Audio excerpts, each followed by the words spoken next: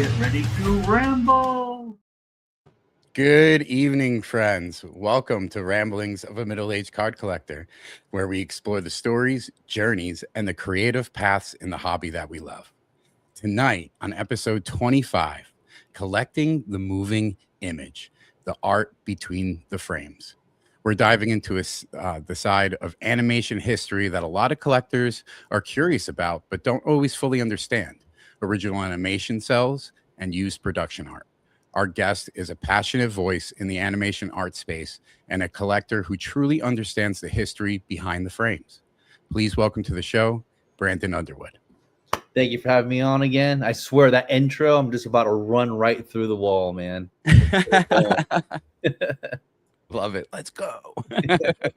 Thanks again. I appreciate it. Nah, man. Thank you for coming on.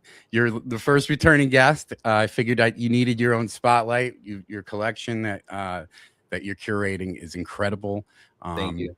After you did a cool interview with Matt Tutulio about animation cells a little bit, you touched on it. And I was like, when I thought about doing an episode about it, I was like, there's only one guy I could think of. So thank you for coming on. I appreciate it, man. I love talking to anyone that wants to have conversation about animation art. So it's a big passion of mine, and I'm looking forward to the episode and seeing you next week. Yeah, dude. I know. And so you get to see these pieces in person. I'm going to bring them all. Oh, that's even more exciting. Yeah. When I saw that OAX was doing AX2 for animation, I was like, oh, that's so cool. And then how you touched on it with the Tulio, like I said, I was like, wow, this, because you know what? It's so nostalgic, at least for me. I grew up watching Toonami, Saturday morning cartoons. There you go. Let's go. The spaceship dude, bro. I love those. That was one of my favorite things, was those intercuts for commercials. Oh, they're so good. They're classic. Absolutely, bro. That's so cool. I didn't even notice your sweater. But yeah, like I was saying, I grew up with all that. Dragon Ball, the original, then Dragon Ball Z, then that's what kind of introduced me to like anime and then manga. And I was like, wow, this to see. And I didn't even know it was available. Like I've seen Disney animation cells or production art where they've used. I actually have an Eeyore somewhere that I picked up when me and my mom and my sisters went.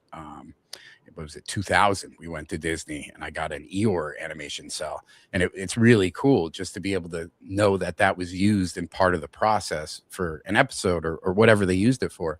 And then to translate into something so cool and dope as like Dragon Ball or Dragon Ball Z or all the other iterations of that show. And your Instagram is popping off with everything that you've been posting. So if you guys are not familiar with it, can you please share your Instagram right now with everybody? It is also in the description of the show, but just so I make sure I get it all correct. Yeah, give me a follow up, bro. Namath _ I'd love, when people are eager to learn and want to chat, I'm always an open door. So anytime anyone wants to DM me about anything, whether it's understanding more about the space and what to pick out, what's real, what's not real, it's pretty easy to identify. But I'm always here to help with whatever I can. That's so awesome. That's what this space is all about too. The community is amazing. Oh, it's awesome. It's great, dude. Yeah, dude. So let's get into this. What first got you into grabbing your attention for like animation cells, production art? It's kind of like what you start off with earlier. Like you just don't know it's available until you know it's available, right? And for me, I had been dealing with TCG, like cards in particular. I've always been so passionate about anime, like my shirt, my sweater, watching Toonami growing up, and huge Dragon Ball Z fan. Like Dragon Ball Z was it for me. Like I just immersed myself every day before football practice, and then we'd all talk about it at practice. Oh, did you watch the episode today with Trunks? Like, oh, it's so great. Yeah. Can you believe he went Super Saiyan? And just that's my childhood, man. And like for me, rolling back the clock and saying, how can I connect to my youth and what I enjoyed a lot, which was animation. It went to the cards because that was the most, it was the easiest thing to connect to, right? Dragon Ball cards. And then the new Super came out. So while I'm watching Dragon Ball Super, and reading the manga. The cards are coming out, so there's a connection there. And then I eventually started to get out of the Dragon Ball cards, and had a buddy of mine who sadly passed away, Mikey. I believe his father owns Heritage. He had reached out to me, and he was like always trying to get me to get into animation art. And he was sending me DMs and all these great pieces that I remember growing up watching on TV. And I'm like, how do you know this is real? Like, come on, give me a break. You know, anyone can make this stuff up, you know? Yeah. No, dude, trust me. These are real. Like, it's really easy to once you understand what you're looking for. And I blew him off. You know, I was like, oh, whatever, Mikey. Like, you don't know what the hell you're talking about. I'm going to stay with Dragon Ball cards. It's easy. PSA grades them. You know, BGS grades them. You know, so Castro, let me know, dude. I can bring it. So it was comfortable, you know, and I didn't want to take the time to understand animation art. Unfortunately, Mikey passed away, and then a friend of his had reached out to me probably within a couple months of Mikey passing, and I was like, you know what, let me look into this, you know. And I started to do some research, and I quickly understood what Mikey was trying to tell me for the past year and a half, consistently on my ass, get in, is that this is a real thing, and you can purchase pieces of used art from the show that we loved. Not just that one show. It was Yu Yu Hakusho or Hunter x Hunter or One Piece, Naruto and Akira and Berserk, and the list goes on. Yeah. Obviously, we turned to a digital age in the early 2000s, so it transitioned away from the traditional cells. But everything previous to 2000, there are animation cells of. You had referenced on Disney earlier, and Walt Disney in particular, he was fascinated by the art themselves, and he has an entire curated collection of the pieces that were used throughout history, and in a big vault. There's a great video on YouTube if you guys want to watch it, that they go through the Disney vault and all their animation art that they've used, and trying to save them for the future, maybe take the cells from one sheet to another, like a really cool process. But it wasn't like that in Japan. Japan was like, there's just so much, just get it out. Yeah. And they would just host these events where they would sell these pieces for like pennies on the dollar, and the locals would just grab them up and just store them away for years. Wow. That's crazy.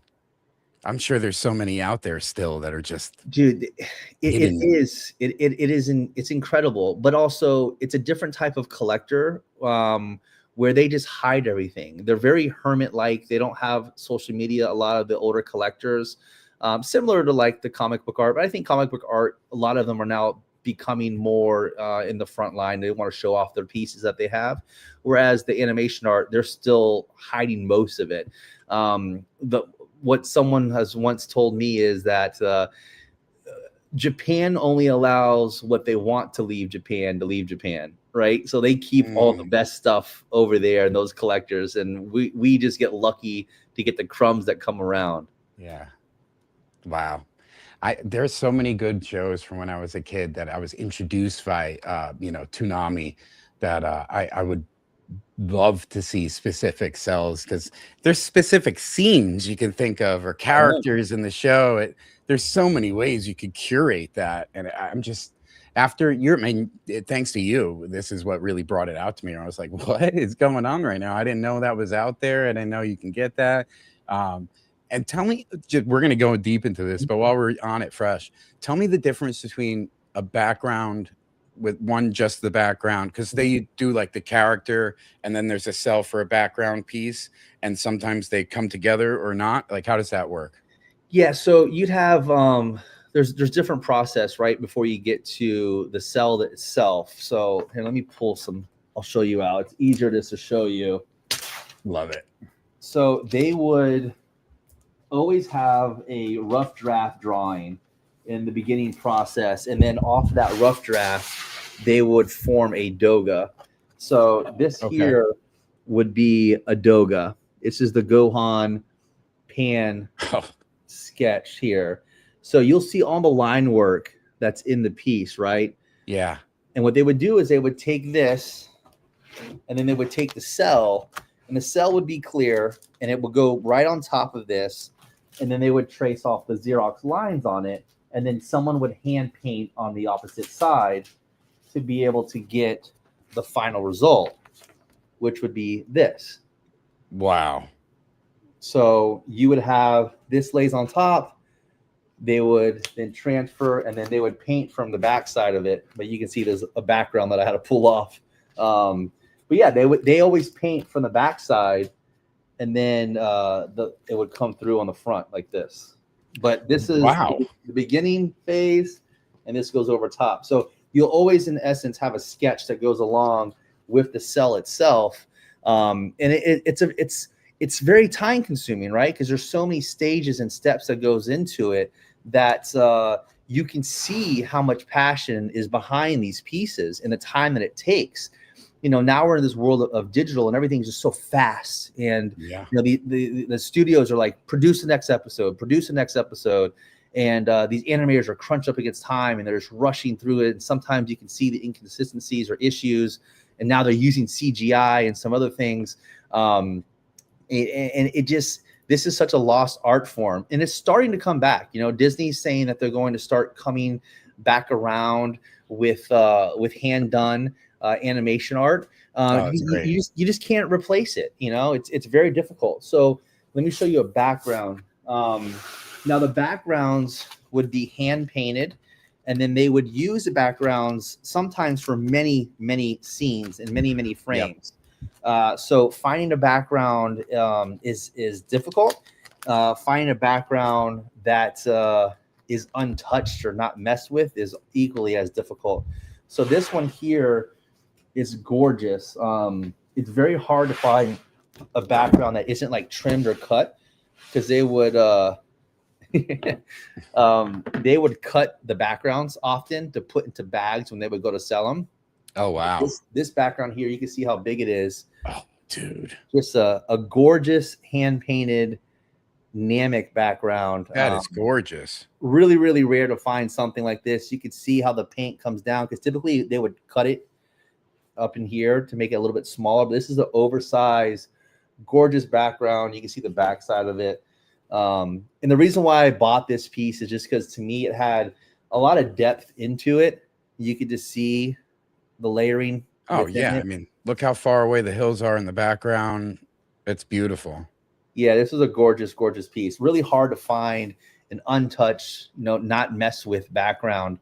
So that was another recent pickup of mine that I was very happy that I went after, because you just don't see them very often. Backgrounds are very rare, especially that good. Yeah, that's a beautiful piece. Does it say who the artist is? No, I mean, so for the actual animation art themselves, like the cells and the sketches, a lot of the seasoned collectors know artists. You know if it's going to be done by Yam, he's a really good artist, or Hashida, and all these different artists, because they would have each episode. You can go to like a catalog, and it tells you episode 95 had animation art director so and so, key art, blah, blah, blah, blah. And you can kind of go down a list to see which artists worked on that episode. And then based on their art style, you can distinguish which artist did what. Obviously, from watching Dragon Ball Z, different arcs had different art styles. Yes. So you can kind of follow the artists that, produce those type of trends. Oh, that's awesome. Yep. Okay. Man, imagine you found like a cool destruction scene, like that, but because you know how many scenes were just like destroyed, and, oh yeah, like somebody gets rocked into a mountain, and like that's painted, right? I mean, yeah. Well, there's a piece that I sent to Heritage. It was from the Broly Bio movie, and it had this real like Neo Tokyo vibe to it. It was a really cool piece, but I just didn't fit my collection in the background, and it had cell layers that went over top of it that showed the tower exploding when Bio Broly was going crazy. Yeah, so it was painted background with 2 layer cells on top of it that showed the tower and explosion. It's a really cool piece. Wow. So they would use cells over top of those for those effects as well. Okay, that's great. Okay, that's a perfect description. Okay. So I know we're talking about Dragon Ball. Was there a particular studio, show, or era of animation that really hooked you to say, I'm going to curate my collection on this? Oh yeah, it's Dragon Ball without a doubt. Like that was, Yeah, it's similar like my affinity for Spider-Man. I love Spider-Man. That's who I collect for my PC when it comes to comic book art. It's the same way with animation art, is that I love Dragon Ball. I love Spider-Man growing up. I have a card from when I was 8 years old or 7 years old, signed by Spidey himself, that I still have with me. Like that's my guy. And then Dragon Ball Z is the same exact way. Like my fondest memories are looking and hunting for the toys from Japan, you know, and going after the gold hair variants, or going to the flea market and getting cards from the flea market with my grandma when I was young. Those are like, that's my cling to childhood for animation art. And then also for Spider-Man the same way. So, you know, I remember chasing all the Marvel Legend toys at the Toy Biz ones at Blockbuster, when they used to have the different variants of the gold back comic books. Those are the GOAT toys by far. So yeah, those are just fun memories. And now I'm able to curate a collection for my kids to enjoy, because they come over here and they look at the pieces and they tell me which ones they love. And now my youngest, she's 2.5, and she sees Goku. She's like, Goku. And I don't know, it's just fun that I can, you know, have those moments with the kids. Oh, for sure. That's what it's about, right? I mean, to set up the next generation, especially if they're interested in what you're interested Yeah, in, for you know, sure. because when they're little, they'll show interest in almost anything, because, you know, they're looking up to Yeah. you, and it's like, but when they get older, if they continue that interest, and it's something you can build as something when they get older, and some kind of, you know, because they get older, they want to separate, they don't want to be as cool, you know, more and everything. But if you have something like these things, or a hobby that you can build together, or something that you're planning on leaving as a legacy to your kids, and they are appreciative of it, that makes everything so much more, I don't know, beautiful. You know what I mean? Like Yeah. it drives me more to say, you know, I know one day what I have will be appreciated by my kids, and that's awesome. No, I think you said it great. Like for me, growing up, in my household, it wasn't very art driven, right? Like there wasn't like a fascination for art from my parents, and they didn't have many pieces on the wall for me to enjoy, even though I grew up loving art and I was artistic and I loved to draw when I was young. They weren't, that wasn't them. That wasn't their identity. And now that is my identity, and my kids, to see them appreciate art, whether it's, you know, from Bianchi or Pancos or all the other people, they walk up like, man, Dad, I really like this piece. And they start looking at the piece and looking into the piece. And to me, that's fun to see that I'm able to expand their capabilities of looking at the world in a different light than what I had when I was growing up. And I think that's, as parents, that's what we should do, is give them the opportunity to see everything versus just, you know, the micro version of the world. Very well said. Very well said. And I totally agree. Are they watching the cartoons? You know, so oddly enough, my youngest is obsessed with the Spidey and Friends, right? So Okay. yeah. I mean, she's young. She's 2.5. So Yeah. they just did an Iron Man one too. So she's hooked on that. So she's got Spider-Man stuffed animals and little toys and stuff like that. She loves it. My older two also like them. My oldest is super girly though. She's into Frozen and all that stuff when she was young. Now she's like, I want to listen to my own music, Dad. I'm like, okay. I have all girls, so it's fun. But my youngest, I think, will be the one that's really into this stuff, and they like Sailor Moon. That's why I got a lot of Sailor Moon pieces more recently in the past couple of years, just because I want my girls to be able to relate to something they can enjoy. And they love the cats. They love Luna and everything else from Sailor Moon. Yeah, Sailor Moon was dope. It was, you know, Cool, it was man. on Toonami. You know, I watched it because my sister was 4 years younger than me. Then my little sister's 8 years younger than me. So we all just rotated out Cartoon Network, and Dude, I watched so much Sailor Moon, bro. Tuxedo Rose, bro, underrated, and her power level is insane. Yeah, she's super strong. Yeah, I mean, I remember watching some special. I was like really into it, and I was like, this is dope. And it was the first time like I actually sat and chilled with my sister instead of fighting over the remote, you know, like, it's my turn. I was like, oh, this is pretty cool. It's crazy. Have you ever watched Yu Yu Hakusho? Yes. You know that they're married, right? No, I didn't know that. The creators of both husband and wife are pretty cool. Wow, it's dope. Matt actually put me on Yu Yu Hakusho. I hadn't watched it yet. He's like, this is my favorite anime. I'm like, all right, dude, I'll watch it. And I ended up dusting it in like 2 days, 3 days, just like breezing through it. I was like, bro, this is great. You're right. I was missing out on this. That's so awesome. I put Matt on Black Clover. I was like, Oh, dude, yeah? you gotta watch Black, because we talked about it, and then he sent me pictures. He's like, oh, I'm watching it now. I'm on this. I'm like, yo, I'm telling you, it was a great show. It's like, Dude, anime is awesome, man. it So is. good. It really is, and the history is awesome. Yeah. So for collectors who are like new to this or more curious, how would you explain like original animation cell, like what it actually is? What it is, in which way? I don't Like, understand. what is the plastic? What is that? Mm. It's just Yep. So it's the celluloid. They're okay. just here. Let me pull you some cells out to show you. And you said these are all like hand painted, correct? They are correct. Yep. And Yeah. they paint from the back, and They it paint bleeds from the through the back front. side. Yep. Yeah, they paint from the back side, and we give you something that's pretty vibrant. Here we go.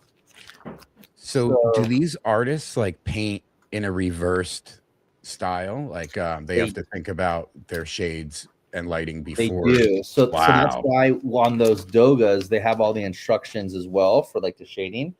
That's crazy. Yeah, so you'll see like a piece like this. You can see the clear acetate here in the cell. Yep. This here also had a sketch back there, so you can kind of see the sketch with some of the notes. That Oh are yes, I on do. there. Yeah, and you can see his eye is a little higher versus where it's actually at because the sketch is still on the back side of this. But the colors were so vibrant on this. You can just see how dark the blacks are and how bold this piece is. It's a really good piece. Yeah, Vegeta's awesome, bro. He's the greatest character in anime of all time. Yeah, he's such a dope villain. Yeah, it's anti-hero.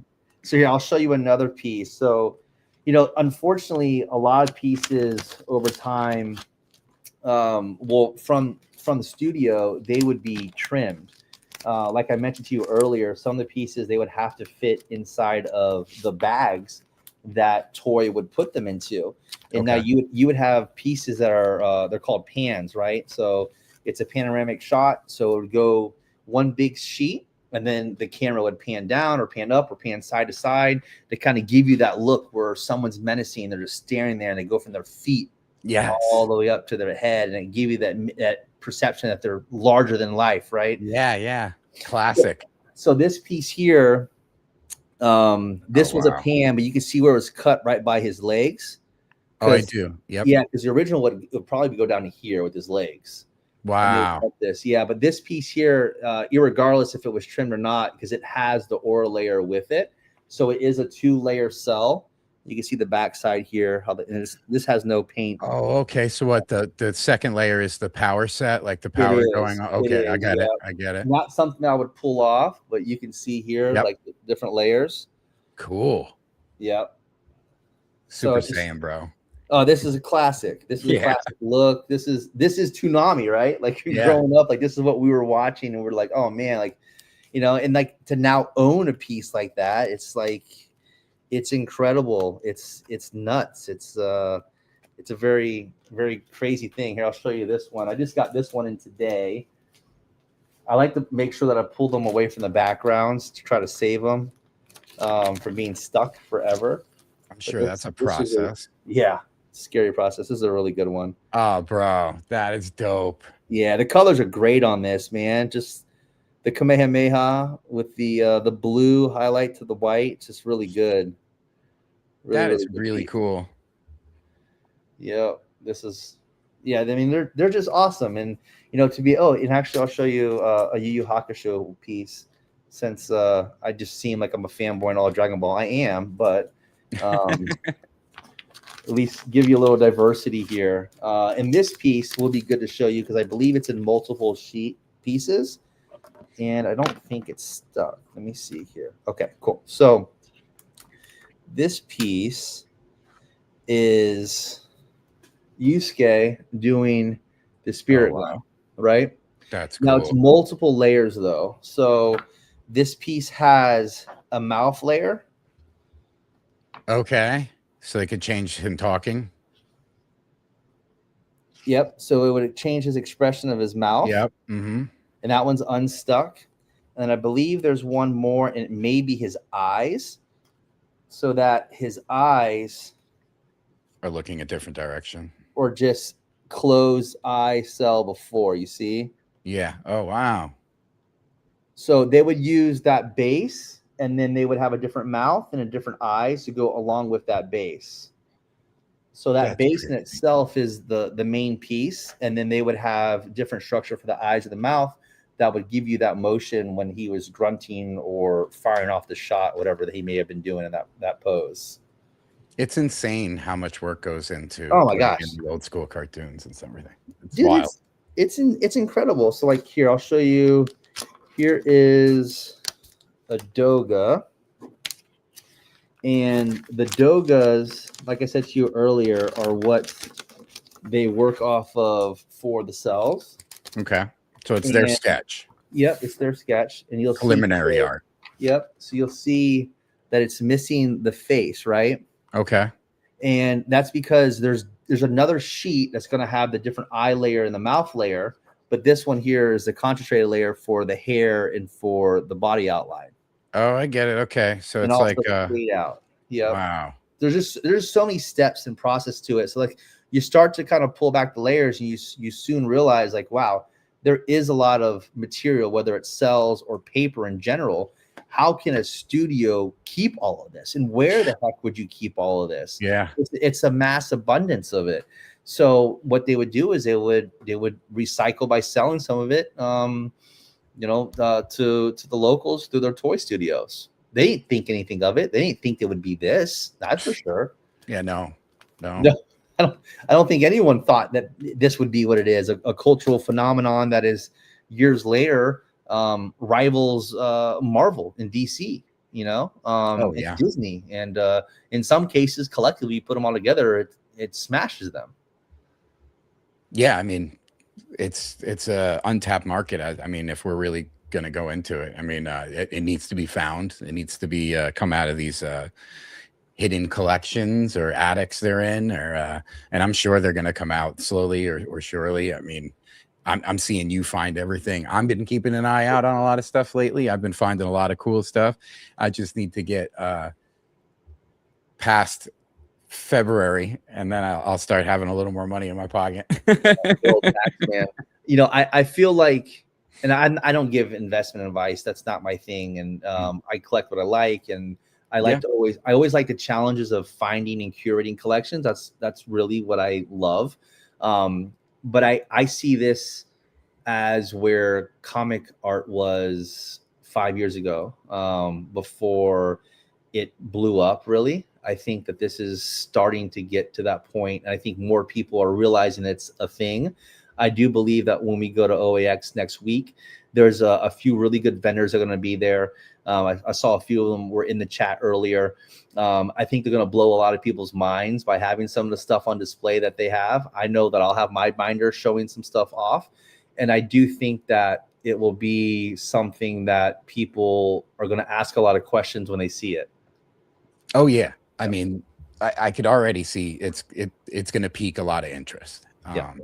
Just nostalgic wise, like we were saying. I mean, you're going to walk past it, and it's, you can see there's, you walk down a gallery of comic art. You may know the artist, may not know the run, or you may know the run, you may not know the artist. But when there's something so tied to a nostalgic like experience or memory from your childhood, you walk past it, you're like, oh my God, is that really from, it was used? Bro, it grabs you. Yeah, it grabs you, man. All these memories start flooding you, and you're sitting there like, oh man, I remember eating Cocoa Puffs every day, after school, before you did my homework, and all these things just start, and you're like, you remember exactly how you felt, and like the storyline.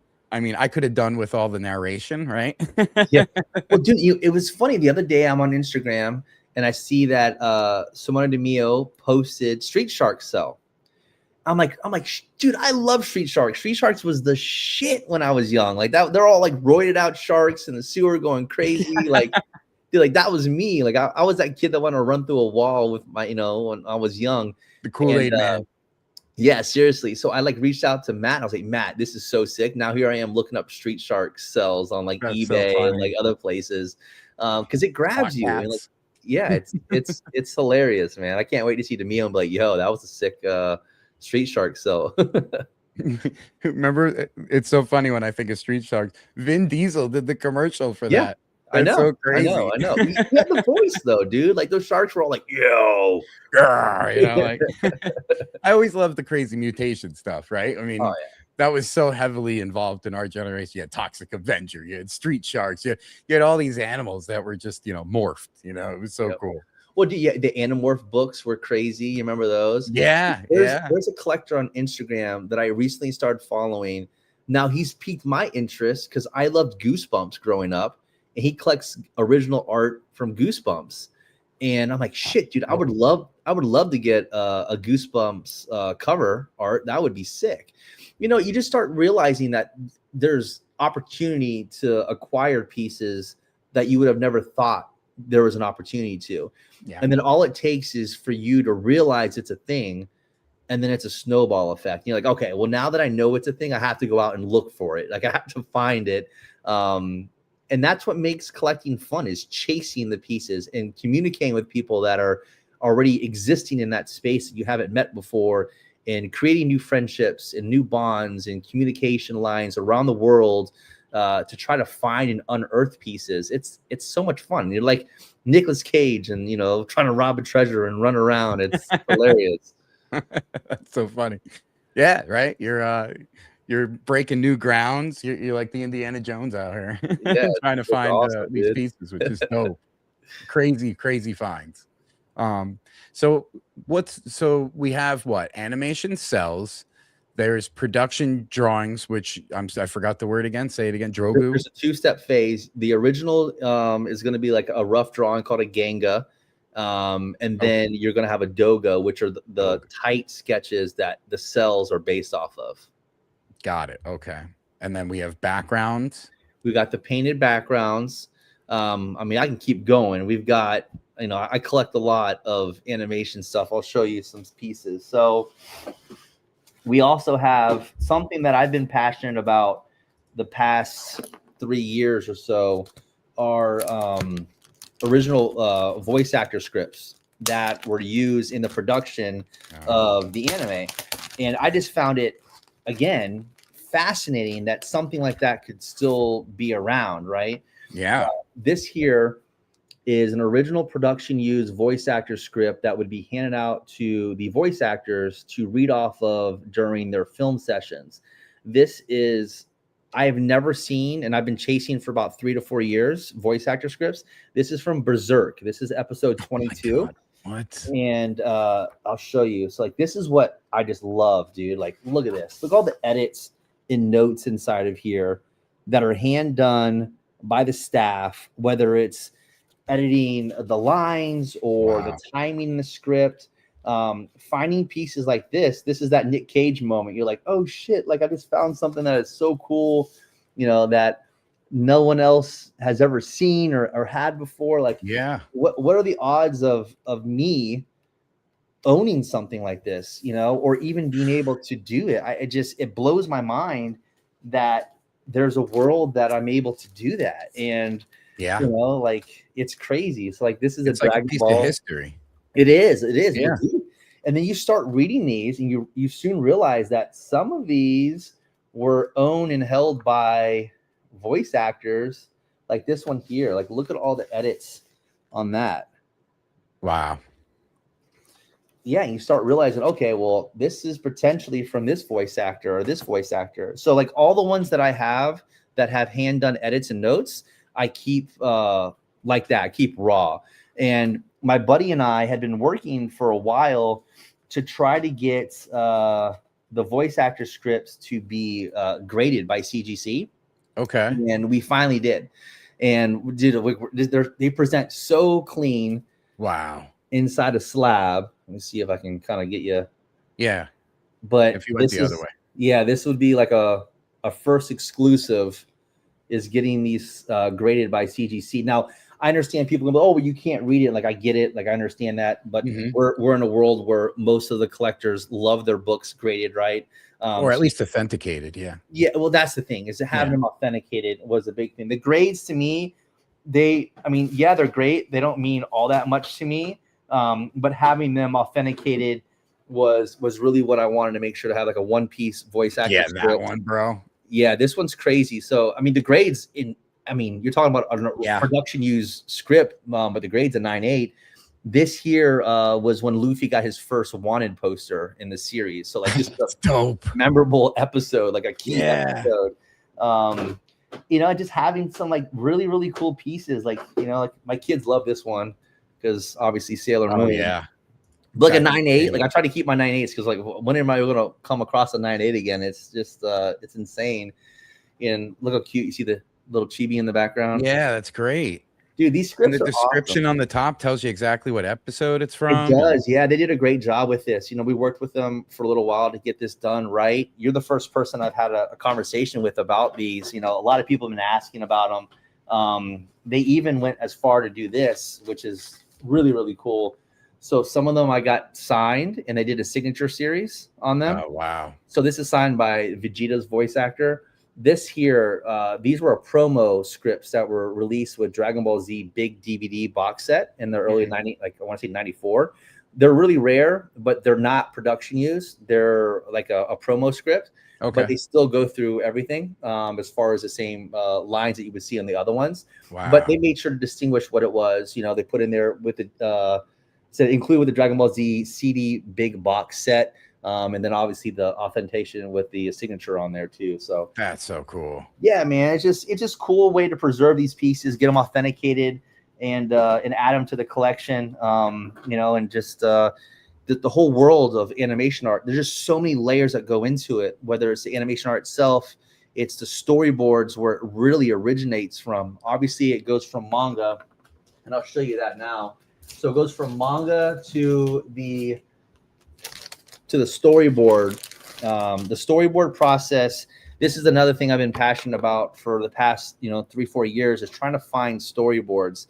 And I know that people are familiar with storyboards because we see them often.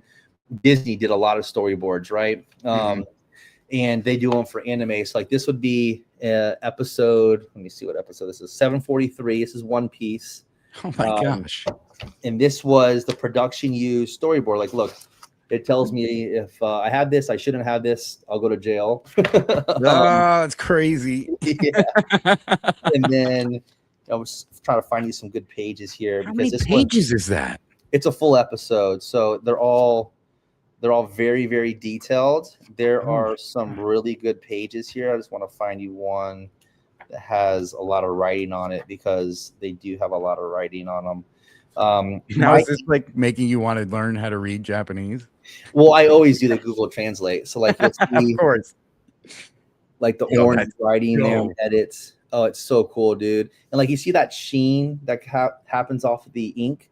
Yeah. A lot of times people be like, oh, they'll try like, oh, well, it's just a copy of a copy. And like, I understand that sometimes that people will do that are dishonest. But when you have that sheen, that direct sheen that appears on top of the page, the ink, you know that it's authentic. I mean, needless to say, I mean, you have all the edits and notes in here too. So, you know, this is where the episode is born from. The episode's born from the storyboard.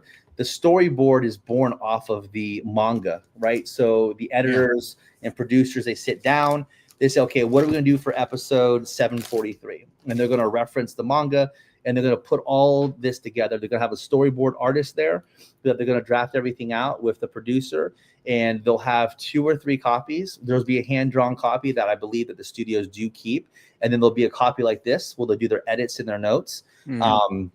Once that's done, then the episode comes to life, and then all the artists start to draw their panels and do their imaging for the episode. But this is the Bible to the episode that keeps it in order and in place. It will even reference backgrounds. So if they end up saying, hey, this particular scene, we want to reference episode 50 episodes before, let's bring background 2, 4, 6, 7, 8, 9 into this image.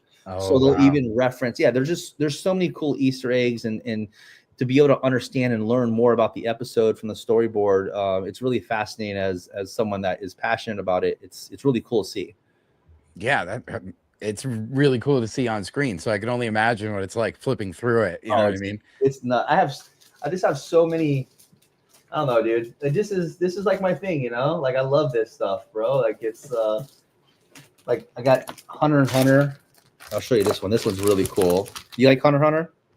I'm not too familiar with Hunter x Hunter. Oh man, we got to get you to watch Hunter x Hunter. I know. So there's a really cool scene for people out there who are watching, where let me see where it's at, where Trulio gets his heart wrapped around with the chain, and I have the original storyboard that has all the notes and hand drawn edits on it.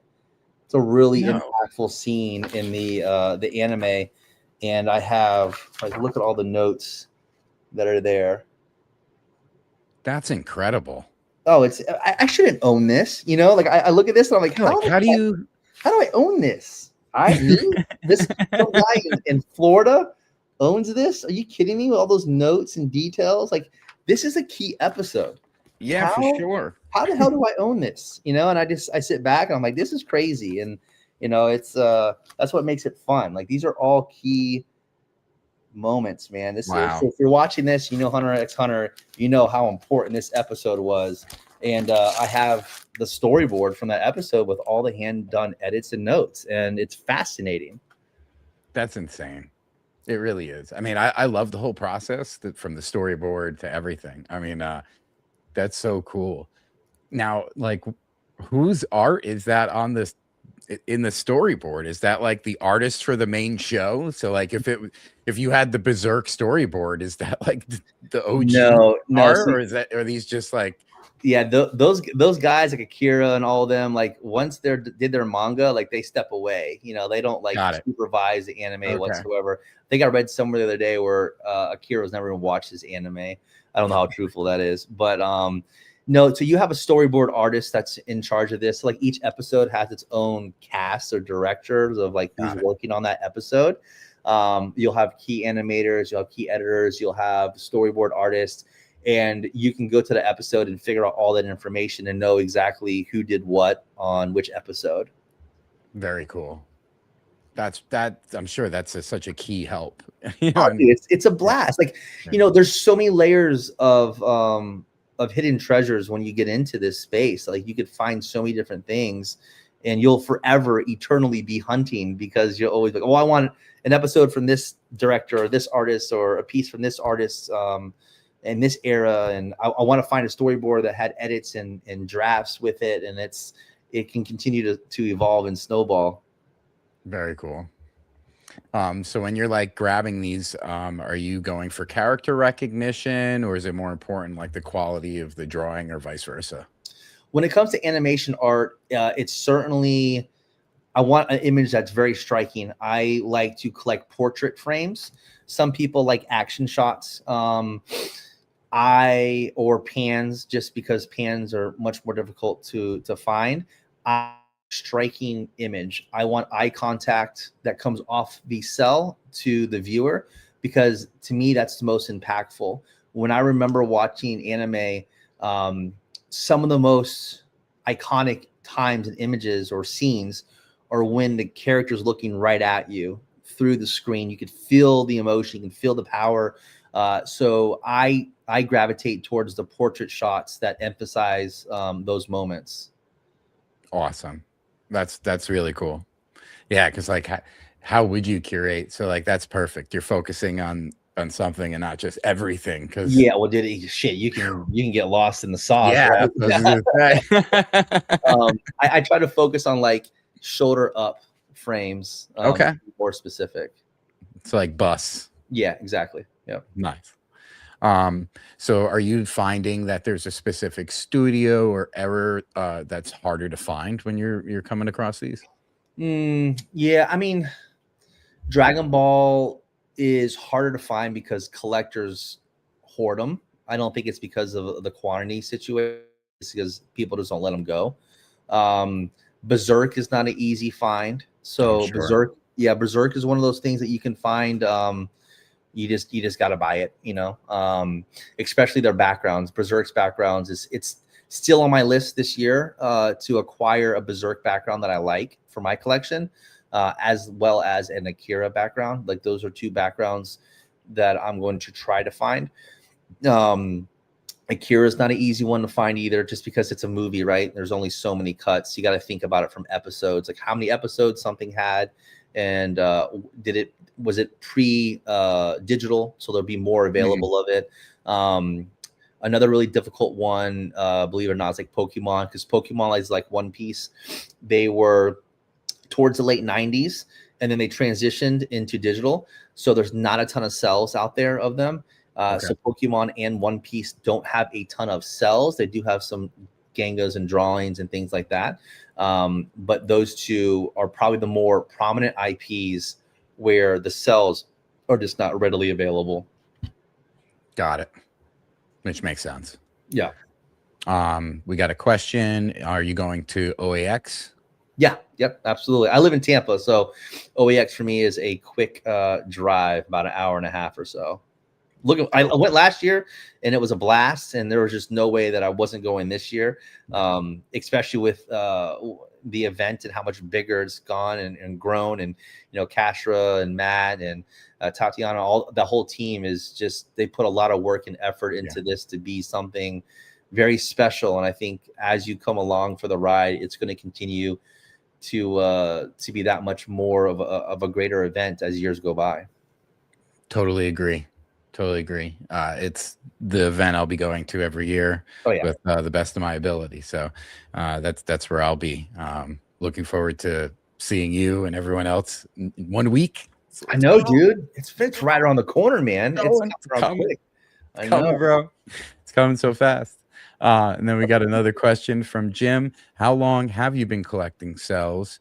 And how long into collecting did you realize you were addicted? I don't think it takes long to realize you're addicted, right? Because you start spending so much time researching. You know, my wife's like, "Why are you on your phone?" And, you know, I'm like, "Well, I'm talking to someone in Japan, and their time zone's completely flipped," or I'm talking to someone in France and it's flipped. And I think you realize real quickly when you're on the phone at either 4 a.m. or midnight, because of time zone differences, you realize you're addicted. No, I started about 4 years ago. I was really heavy into the cards, and I sold all of my cards because I curated a trophy card collection for Dragon Ball. Nice. And I sold it to a very prominent collector now on Instagram, probably the biggest collector in the world. And I was already starting to have this natural progression getting into the art. And once I sold off all of my collection of cards, I was like, all right, well, now we're playing with house money. Let's get into this.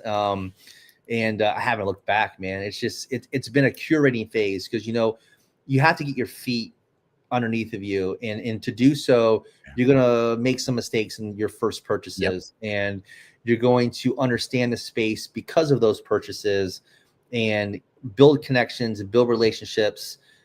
Maybe a 3-month curve, 4-month curve, and then you feel comfortable, and then you know what you like, you know what you want to go for, you know what pricing should be. Doesn't mean that you should be a fool and overpay for everything, but I do think that there's going to be a little bit of that when you first get into something, because you have to learn, and that's the only way. No one's going to sit there and hold your hand forever, right? I mean, I would love to. People ask me, I give them my honest opinion and what they should go for, and kind of like bypass that 3-month curve. But I think everyone should go through the 3-month curve when you get into collecting, because it's paramount for you to understand how the space works, right? The communication. Someone gets into comic book art, they should watch your podcast. They should watch, you know, other people's podcasts and educate themselves, because there's so many resources out there, especially for comic book art now, whereas there's not any for animation cells or animation art. There's just not any of that content out there. It's still so new and fresh. You know, that's when we talked about it earlier. It's like, where do I see this going? I see this getting huge. I see, you know, this becoming massive.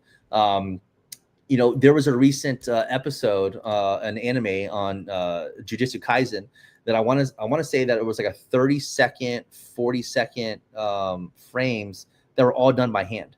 And really? it was gorgeous, and everyone's like, holy shit. And it was all like, yeah, we actually did those by hand. So my vision, if I were just to put money on it, I do see a reality soon where there start to become some special episodes that may be done by hand again. And I do think that Toy and these studios realize the value in some of these pieces. And I wouldn't I could see them either doing like a museum style with the pieces, you know, for people to come and appreciate them in Japan, or, you know, a traveling deal, or they end up selling some pieces too. You know what I mean? I get to see the world where that's going to happen. Disney's already talking about doing it. I could just see that, and if that happens, forget about it. This whole sector is going to go just crazy. Yeah, it'll go bananas. Yeah. I believe you showed us earlier. We have a question though. Brandon, do you have any Akira Cels or Vampire Hunter? I do not. So Vampire Hunter is Matt's thing. He loves Vampire Hunter. Every time I see a Vampire Hunter cell, I send it to him, and he's like, "Thanks," and he'll buy it. So I do not. Akira, I would be very selective with an Akira piece because they're not very cheap. They're pretty pricey. And if I'm going to spend the money, I would make sure that I'd spend it or put a little bit more towards it to get something that I would really like. And to be fair, I really want a background. I just think that when I think of Akira, I think of the backgrounds. I think of the color usage that they use on their backgrounds that are just gorgeous. Those darker tones, those browns, those blues, or reds. So ultimately, that's my goal, is to try to find an Akira background. Awesome. Very cool. Then we got another one. Have you ever made a purchase knowing that it was for a potential trade? Is it always for your PC? So I will buy. I'm a cell collector, so I don't do the sketches. When I first got into it, I was very heavily focused in the sketches, and then I quickly realized, that's the learning curve, right? That 3-month curve. I realized, okay, well, these are cool, yes, but damn if I don't love the cells. So like I need to focus on the cells. So if I buy pieces that have the Doga with it, I will go into the purchase knowing that I will use that Doga to either recoup some funds or to use that as trade towards something else. Nice. Yeah, but I haven't purchased anything where I had the intent to sell it immediately. Okay. For me, it's always been at this point purely on curating my collection. So if I'm going to buy like that Pan Gohan that I showed you earlier, that I set the record for how much a cell sold for, by the way, I don't want to say it on TV, but it was expensive. And that was the talk of the animation world for a week. And I was like, listen, I want the piece. I love the piece. It has the Doga with it. Someone else's, will buy the Doga. In the piece, to me, it replaces the other Gohan I had. And now that other Gohan I can either sell or trade, knowing that I've upgraded the piece. So if I'm buying something now, I'm upgrading an existing piece in my collection, or I'm expanding my collection for a piece that I have been missing. Not for the purpose of buying to just flip. Got it. Yeah, curation's to me at least, it seems longer than 3 months. Yeah, it's ever going. No, God, dude, I've been doing this for almost 4 years and I'm still curating. Yeah, it's fun though. Yeah, well, you know what? Because when a piece comes up that is just breathtaking, or it doesn't come up often, like you have to jump for it, right? Yeah. And then maybe you sacrifice a couple other pieces to get there. I don't have infinite money. It's not like I can just say, I'm just gonna keep spending all this money and just keep racking up in the collection and not offset. And there's collectors out there that get upset. They're like, oh, well, you're selling piece. Like, yeah, I have to sell a piece to buy a piece sometimes. You're damn right. I'm married with 3 kids. What do you want me to do? Eat on the floor tonight because of that? So I think that's silly and nonsense. I do think that the curating is exactly that. It's being able to offset costs by upgrading your collection, by selling pieces and sacrificing pieces along the way that you did buy with the intention of keeping. But if something comes up that fits your collection better or replaces that piece by a large margin of better quality, then you do it. And these people that snark at it and say, oh, you're flipping or reselling. No, dude, like this is what you should do. And everyone that says that, they're in a glass house, because they've always sold something, right? Yeah. Oh, rent's due this week, or, I'm moving and I need a downsize. Like everyone ends up selling at some point. I just hate the whole fake, scripted notion that, oh, you sold something, so now you're a flipper. And I was like, dude, You want a flipper? Go look at cards. Go Yeah. go to a card show and look at those guys that don't give it. They don't even know who Luffy is, and they're buying One Piece cards because they're flipping cards. That's a different world. I don't think art is in that. Too many people in this space appreciate the animation art, the comic book art. You see at OEX the passion that everyone has in that room. Of course, there's some guys that will flip some stuff, but even them at their core are still a true collector. Yep. Otherwise, why would you be in this space? This isn't the best space to be a flipper. No. No. There's other spaces where you could be, making more money in it. Yeah. Smartly. Like yeah, exactly. We're the fools, right? Blow money. Here you go. No. You're doing it very wisely. So everyone, I mean, collect what you love, how you want to, and in whatever way that you want to. But there are people out there like Brandon that you just take some notes, write down. Like there's some wise words being said. Curation is, I totally agree with you. I mean, there's things here. I don't have enough wall space to just keep going and going and going. There's going to be a point where I got to say, you know what, maybe I'll let go of that one to make room for this one, or you know what I mean? And I've had this for a certain amount of time. I'm okay with letting that go to acquire something bigger, or however it works for you. So I don't think you should be locked in that mindset where you're like, I don't want to sell this because someone will think I'm a flipper. I don't, unless you're literally purchasing today to sell tonight or tomorrow. There's you just got to be, let the, what's the saying? Dust off your sandals and keep it moving. You know what I mean? Just if it ain't for you, it ain't for you. But I think it's perfect. I have to do the same. I collected Rocket Raccoon and Man Thing, and now I'm like, you know what? I want to focus more on Man Thing. So I'm starting to let go of some of my Rocket Raccoon stuff, and now I'm branching into DC, and I'm playing around with that, but I'm probably going to still focus on my Man Thing collection and growing that on however I want to. So I'll see how long I hold on to some DC stuff for and see where that goes. But I can, curation grows and it changes with you, and it changes with, life happens, you know what I mean? Like you said earlier, I'm not going to make rent, or medical expenses, or an unforeseen tragedy, or, knock on wood, God forbid anybody goes through that, but things happen, life happens. So you should be fluid on what you should be able to do and enjoy while you have it. You know what I mean? And just know that, work, like you said, work for that next big thing. There's so many ways to network and communicate with people in the community. Like you said, now you're talking to people on the other side of the world to get into these spaces to talk to and find things. And there's so many people out there that are like-minded, to where they see the passion and they see what you're doing and what, other people are doing. And it's appreciated. It's not like, oh, you're just some flipper. So I think it was wise words. And I think everyone should take notes on that, because we're all not, Aoki's Card House or something like that. Yeah, right. You know what I mean? There was a piece that I got. So I got the Joe Jusko Captain America Marvel Masterpieces painting, right? Yeah. And that was like my first big purchase in the comic art world.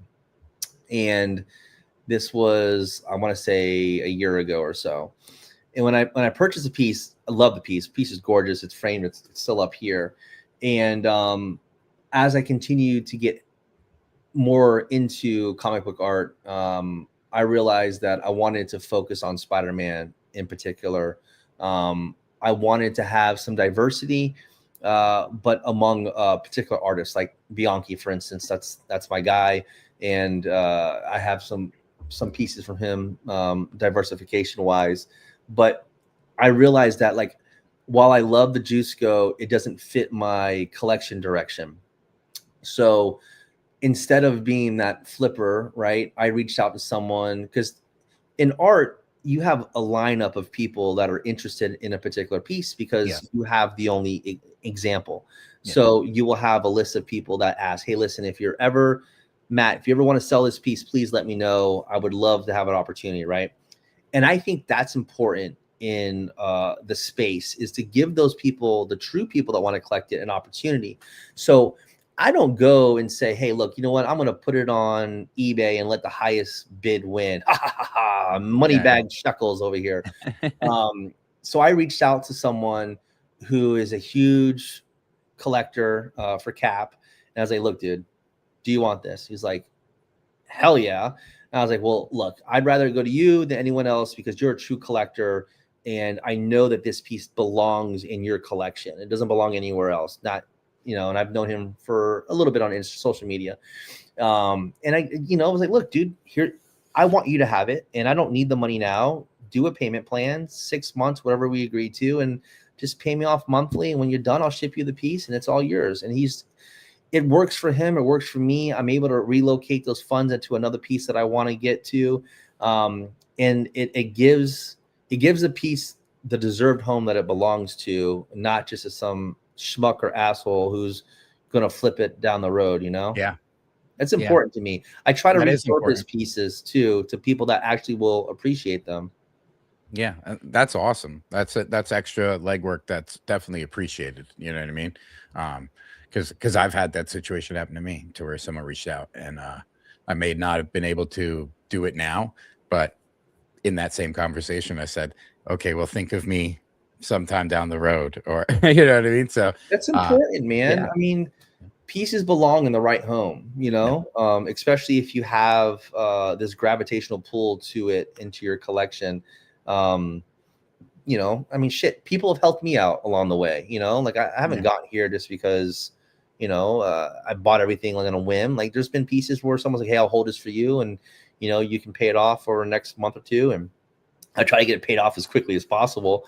You know, but still like it's very appreciated. And I think that it goes a long way when you do those things. And most of the people in the space are like that too, to be fair. There's a lot of great people in this, and then most of those people will be at OAX. So yes. Yeah. That's where we'll all be conjugating. So what should collectors watch out for when they're buying animation cells or production art? Definitely make sure that you're looking at something that still has vibrant color. It's not faded. You know, one of the issues along the way was improper storage and handling of animation cells, where people may want to frame them and they don't have it in the best framing situation, where sunlight hits it directly and starts to take away that vibrancy from the piece and fade out the black lines and the colors. And I believe that you always want to get a strong shot. You want to feel like you're living in that episode again, and not just the buy to buy. You know, too many people just buy to buy, whether in comic art or in animation art.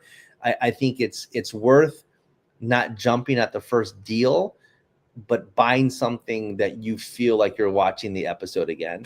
Whatever episode or anime that is, you want to buy it and you have that emotion strike you immediately. Because if not, you're going to look at it in your binder and you're going to say to yourself, well, shit, why did I buy this? This looks like crap, you know? But if it speaks to you every time you look at it, then you know you made the right purchase. And I can confidently say when I flip through my binder now, every piece speaks to me and every piece belongs until a better piece comes along that can replace it, right? But right now, I mean, shit, dude, I'm in a spot where it's kind of hard to replace some of these pieces. You know, people message me pretty frequently like, hey, will you sell this? I'm like, no, I can't. And they're like, what do you mean you can't? Like, because I can't replace it. Yeah. Like, if I can't replace a piece, I'm not going to sell the piece. Like, I need that character for my collection, or I need that moment for my collection. If there was a better one, please show me. I would love to buy it and you can have this one. But until then, it stays where it's at. Yeah. Now, until you can find that piece that'll upgrade your spot for it, right? Yeah. And that's becoming more increasingly difficult because some of the pieces I have are, I think, really good. So it's, you know. Yeah, that background you have in Namek is, oh, it's crazy. That's probably my favorite thing I've seen all night. I mean, they're all great, but I'm like, that's dope. You know, like that's a special piece, man. And that piece was actually used on its own with no cell over it. So it was used in a moment where the camera hits one side of that background and slowly transitions over to the other side and then zooms in. So it's a really cool, like, it had its own screen time with nothing over top of it. Oh, that's crazy. Are there like any kind of like myths or misconceptions buyers have about animation art? That everything's fake, right? Okay. You know, that was my misconception, you know, and that's coming from someone that's pretty deep in it now, that you think that everything's fake. There's by far more or fake comic art than there is animation art. The animation art that is fake is very easy to tell that it's fake. Okay. It looks like it was done yesterday. And these cells should have imperfections. There should be some line fading. There should be some pulls. There should be some little inconsistencies with just age, yellow tape and discoloration. Those are good signs. Those are good signs. You know, no one wants to see a Ditko that looks like it was on white paper that was printed yesterday, right? You want to see a Ditko that looks like it was aged and there was a lot of wear and tear and handling over the years, not something that's perfectly, it would get a 9.8 in a CGC, right? Like you want something that looks of the age, because otherwise you know damn well pretty quickly that's probably a reproduction or a fake. For sure. The same rule applies. Are there like any kind of studio marking certificates that come with these pieces? Yeah, some do. Let me see if I have something available. So this here, just grab it out of my thing. So this is a timesheet. Okay. So you can see this is from Dragon Ball GT episode 52. This timesheet has the whole layout of those frames from the cells and the backgrounds. Oh, wow. And it tells you all the information and when it should be in sequence. This is just one little thing. But there's some others, like some of the backgrounds will have like a toy sticker on the back of them potentially. Okay. Not all, some may. I just got a background in that had one. I think, let me see. Oh my God, I feel like a hoarder right now. So this is the background that just came in. You'll see the background here. This is from, oh, wow. But like you see the little toy sticker on the back side of it. Yeah. Yeah. So this was probably sold at, Toy when they had their little sales. I took the Vegeta off of it, but yeah, just like little prints like that. It's not like Disney, where Disney or Warner Bros, they do it on their their cells, the little stickers, stuff like that. It's not like that. They knew what they were doing. Obviously, they were selling them for a purpose, and like your cell that you got from Disney, these are just completely different. These were discarded almost in a sense. They weren't meant to survive this length of time or be heralded as what they are now. So it's just it's a different world, and the authenticity is pretty easy to identify once you know what you're looking for. But there's little things like that, like subtle little things, like timesheets, stickers here and there, infrequently as those stickers are, but and then they used to put them in like these toy bags. So they would put them in these bags, and these bags would have everything inside of them, and then that's what you would get. So that's why they would trim some stuff to fit in those little bags. Got it. Okay. What sizes are these? You know what? I want to say 9 by 12, like somewhere in that range. And they vary. Some of the larger ones. Don't kill me on the size. I've never really been. I'm not a size guy. So I've never really measuring. So we've been talking about how fragile these are. Like, how should you or anyone be properly storing or displaying these cells?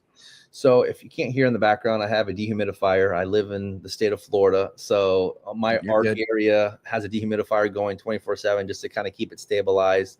A good friend of mine who will be attending OAX, he's a NASA scientist. He's spent all the time diving into this. His Instagram is Cell Nexus, if you're ever interested in learning. Oh, wow. But I will tell you, it's a snooze fest unless you like reading on molecular chemistry. That is not my thing, okay?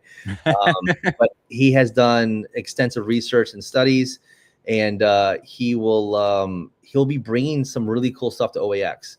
So right now I have these portfolio binders that I have all my cells in. They're individually bagged and then put in there, acid-free bags that you would see from like comic books, treasury bags. I keep them in there and then in the portfolio.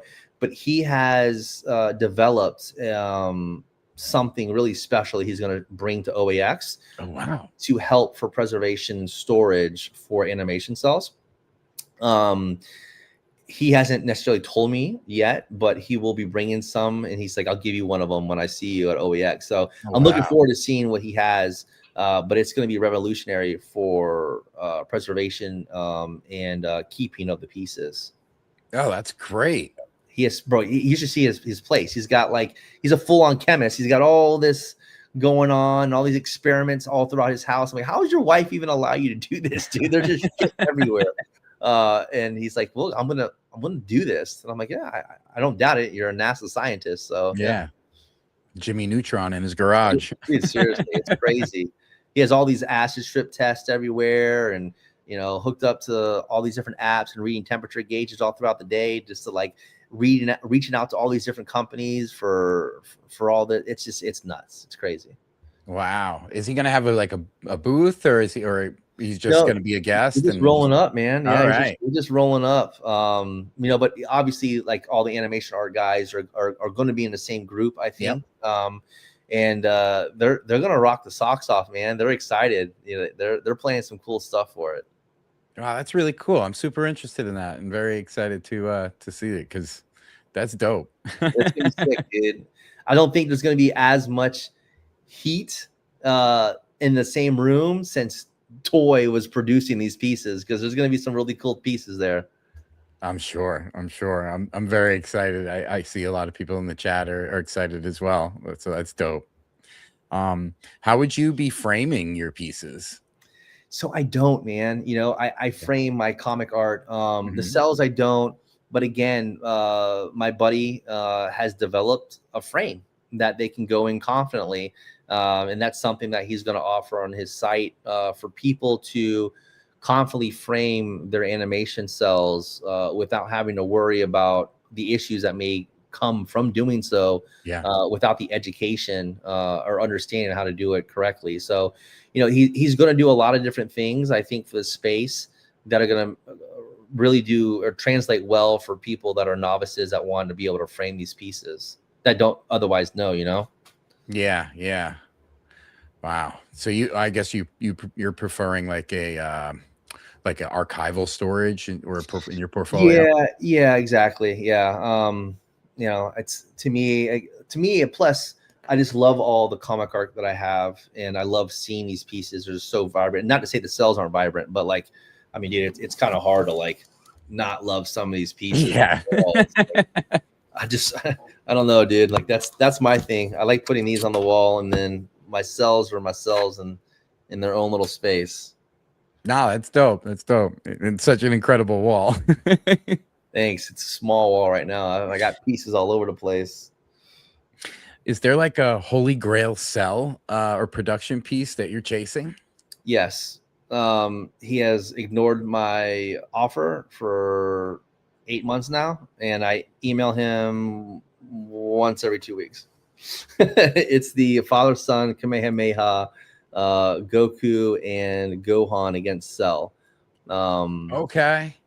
I offered what I thought was a pretty solid offer, and I'm talking to myself, mind you, because he doesn't respond to me. And I've upped my offer a few different times, and he just ignores me. I've realized that he is a very wealthy individual, and I don't think he really necessarily cares about my offer. So now I've just kind of left it alone, but it sucks because he's the hermit collector. These guys have some phenomenal pieces that they don't even have social media. They don't share. They just store it away. No one can ever see it, or it's like we know who has it, we know it exists, but we'll probably never see it for who knows how long, because he doesn't need the money. He's a neuroscientist, so like, don't really need the money. Yeah, those are tough. It sucks. Dude, I wanted that piece so bad. He has both of the pants. He has both of them. He has both of them. And I would gladly take the lesser of the two in terms of quality, but I get left on red. It's like, I'm not getting rid of that. Yeah, I know. Well, that's the thing, right? We go back to, what would I replace it with? You can't. Well, granted, he has two of them, but what would you replace it with? Like, you can't. Yeah. You just can't. You can't replace perfection. Yeah, that's tough.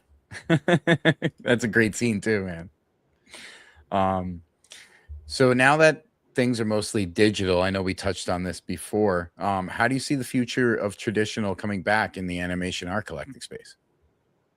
I think that they're going to see an opportunity for a recapture of audience, also potentially some monetary value there if they ended up selling or just doing a museum type of deal. Disney's already leading the way in claiming that they're going to do such, and then you have some anime episodes that are already starting to do it. It's very difficult when a world of AI is starting to change the landscape of everything. I think that the digital stuff, it's going to be hard for them to not use AI for digital, right? You think about the cost savings that you have there. And then once you go that direction, everything feels the same. There's no differentiating one AI or one digital from the other in this day and age. And it almost feels recopied. And I think that they're going to realize that. And I think that we'll end up going more to traditional. I think we're in a day and age where traditional's coming back in a lot of sense of the way, right? Where like even looking at it from the car perspective, everyone with the EVs, if you're into sports cars, Ferrari's made this huge push into hybrid motors, and they flopped. And what's happened is these new models that Ferrari has done, they have tanked in value. Nobody wants them. There's too many issues. It doesn't have the same visceral feeling of the drive.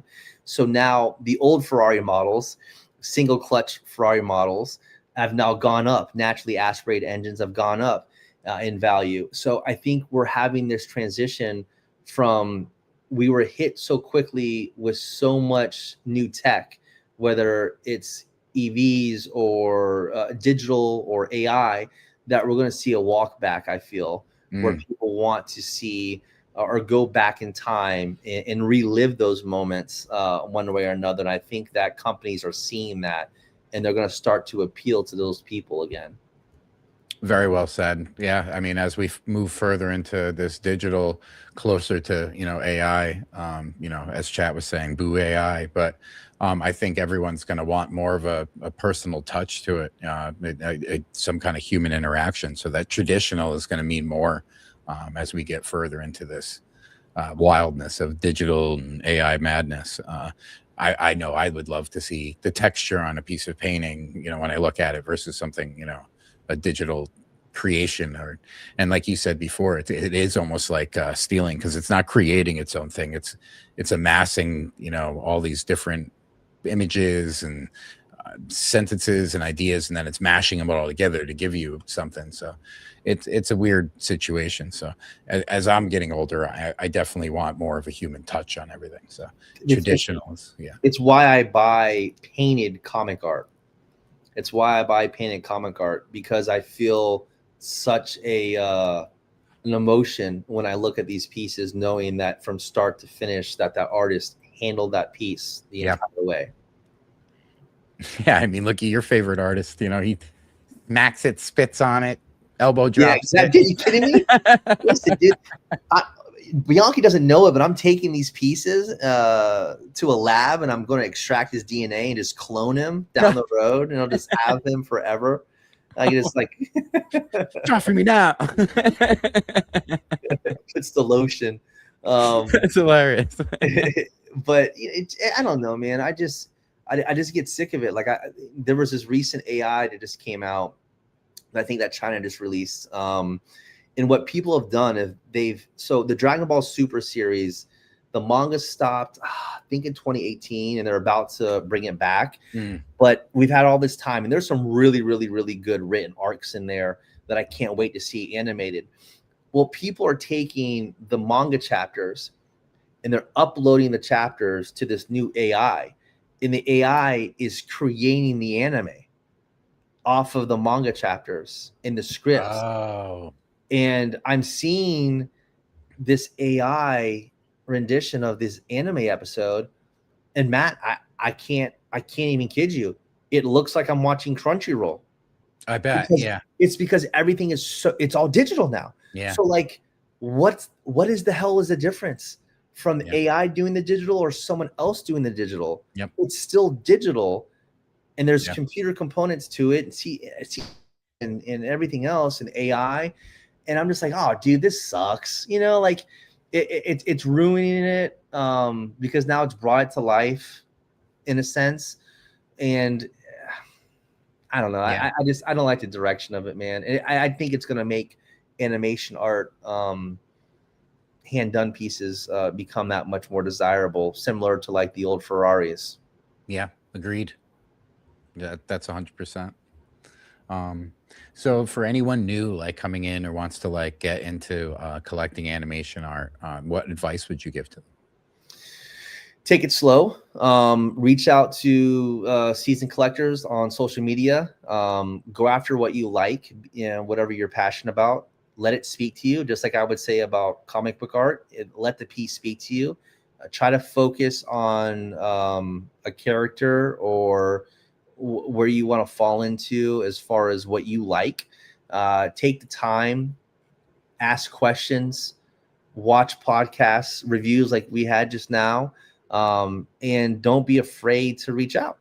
You know, like I'm always here. If you guys ever have a question, I've always answered everyone's questions and try to help you the best that I can. I don't know it all, even though I'd love to think that I do. I don't. And if I don't, I'll steer you in the direction of where I can help, you go. But I do think that, with OEX and what they're doing, that they're going to have more and more experts that are going to attend these events, and this would be a good way to attend OEX and ask people questions in person and look at the Cels in person. And I think next week is going to give the opportunity to allow those people that were curious and to be able to see it in firsthand and fall in love the way that I fell in love with them. That's great. Yeah, and that's very true. As this gets bigger, more people are going to be going, and these are going to be very important people, knowledgeable people in that industry or coming from it, and congregating in one spot. So a lot of questions can be asked. Don't be afraid to ask questions or listen, and it'll be a lot of fun. I can't wait to see. Is there like one character you always stop to look at? For animation? Yeah. It's the greatest character of all time, hands down. No one comes close. Imagine Vegeta, the GOAT, the greatest of all time, undisputed champion. That's great. Yeah, Vegeta's good, man. He's good. He's who keeps Dragon Ball Z and Dragon Ball alive. He has the best character development. Akira hated him, and guess what? He's so good that he had to like him. Who's your favorite animation studio? Toy, of course. Toy. Dragon Ball, yeah. All right. Well, plus, Toy does One Piece and Sailor Moon and Dragon Ball, so they have a great catalog. That is a great catalog. Yeah. Most underrated animated series ever. Most underrated anime series ever. I would say Sailor Moon, just because we touched on it earlier. However, I'm going to go off script here and try to find more of a lesser anime that's not that well known. And it was a short series called Elfen Lied, and I thought it was a fantastic series. Okay. A lot of emotion, dark, twisted. It's who 11 was based off of for Stranger Things. Oh, cool. So Elfen Lied, ELFEN Lied. It's LIED. It's a really good anime. It's not very long. It starts off crazy. And a lot of anime has been foundational for a lot of different movie scripts and in cinema. So you'll find a few things here and there. You're like, oh shit, I saw that in that movie and this reference. And you had no idea it came from anime or manga, whichever way. True. So you're bringing some pieces for people to see. Are you bringing anything for sale or trade? Does someone have something to replace it with? But honestly, I'm bringing my entire binder, my portfolios. I want to have fun. I want to communicate with other collectors and share what I've curated and enjoy looking at other people's faces when they see what they love most too about Dragon Ball Z or Yu Yu Hakusho or you know, whatever else I have. So I'm looking forward to it, man. It's going to be a fun time. I can't wait. Can't wait. Because last year when I went, look at it. Dude, last year when I went, like I went purely for comic art and I was just kind of getting into it.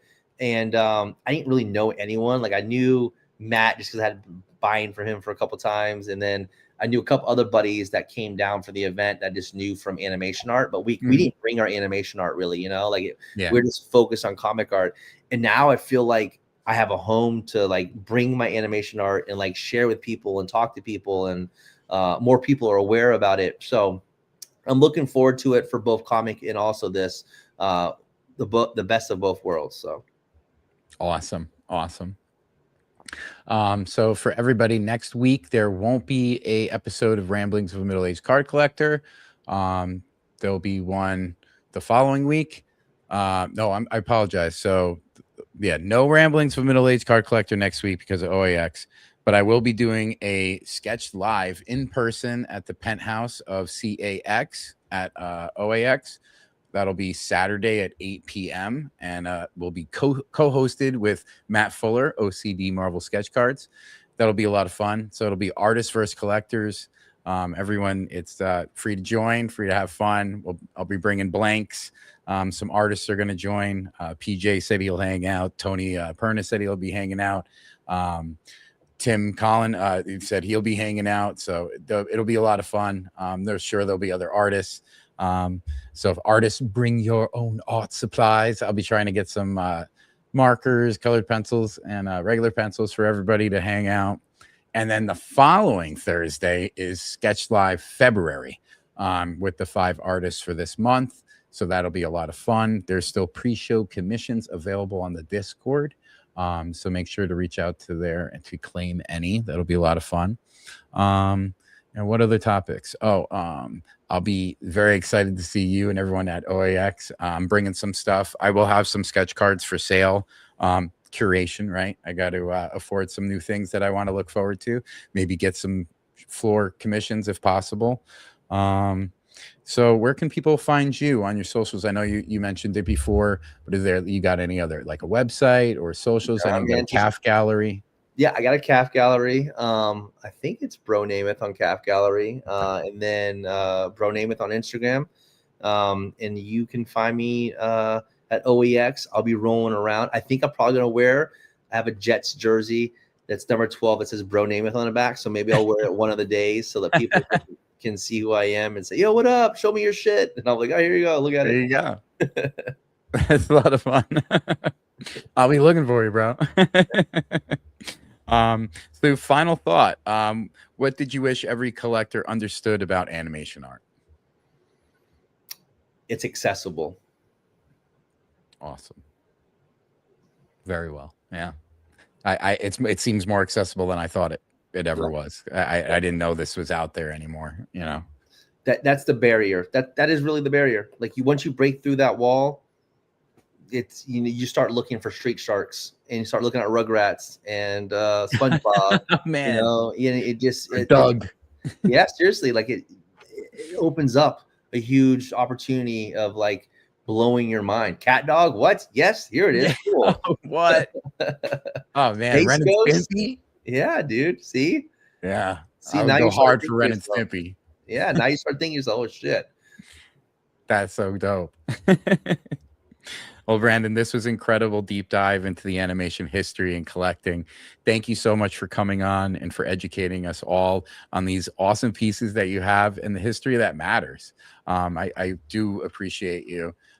Everyone, if you've enjoyed this episode, please consider subscribing, leaving a comment, smashing that like button. And if it really helps the show grow, and it is appreciated. So thanks for tuning in to another episode. Keep collecting, keep creating, and as always, my friends, ramble on. Thanks, Matt. I appreciate you, brother. You got it, brother. See you in a week. Yes, sir. Look forward to it.